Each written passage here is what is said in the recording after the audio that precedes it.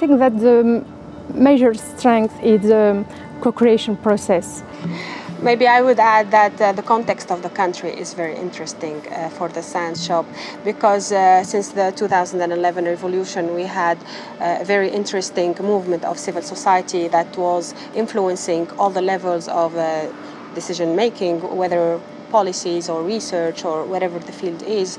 So the context of the country gives a proof that the civil society has a word to say and can do something and can be an actor.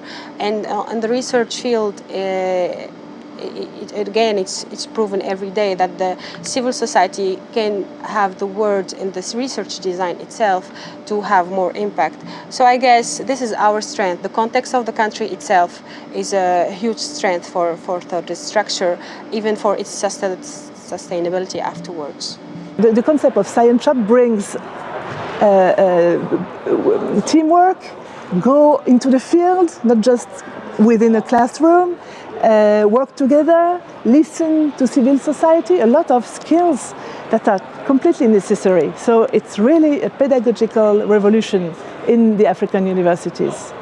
This is an open channel of communication, a new door that is open to really go quicker, the translation of knowledge to real necessities from the citizens.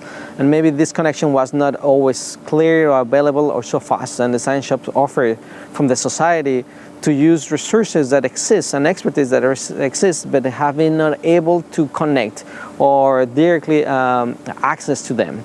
And I think this could be applied in any context and any country, because in any country and any context there are universities, there are researchers, academics, then maybe there's a lack of contact between them, interaction between them. And if you go to Bolivia, you go to Mexico, you have already these universities, you already have this expertise, but you don't have this channel of communication, this clear path. And this is the bridge that offers the science shop, any country, anywhere. Science shops are really like a win-win-win from my perspective, because students will learn from it, professors will get networks and new data and new angles to look at their research, policymakers will get a broader information base to base their decisions on, so it's not just reports from industry but reports made on behalf of civil society as well. Don't be obsessed with the idea of doing research. I think it's much more rewarding to orient the science shop towards service to society, toward the common good. And then good research could come out from that. For instance, in our science shop, at least 2 very good, interesting research projects came out of projects done in service to organizations. So do not see science shop as just a new methodological tool, but really as a way to engage with society for the common good. And students will learn so much from this and get motivated from it. And you all do this at very low costs, because the research itself is integrated into the curriculum, and students have to get course credits anyway, professors have to supervise anyway, so there's no additional costs to the system there.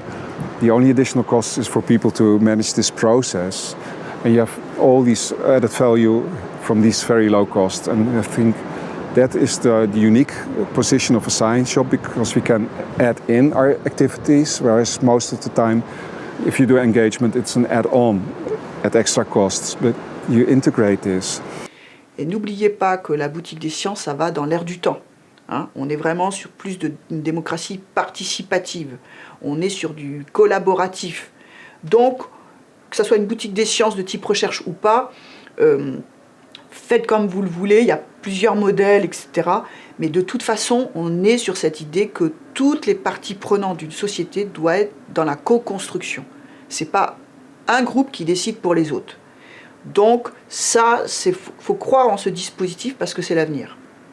So if you do this right, it's like a win-win-win-win-win situation. And I've been doing this since the late 80s already. And that's what I observe in every project we do. It has value. But it does take dedicated staff who really understand both civil society and research. If you don't have that, it doesn't work.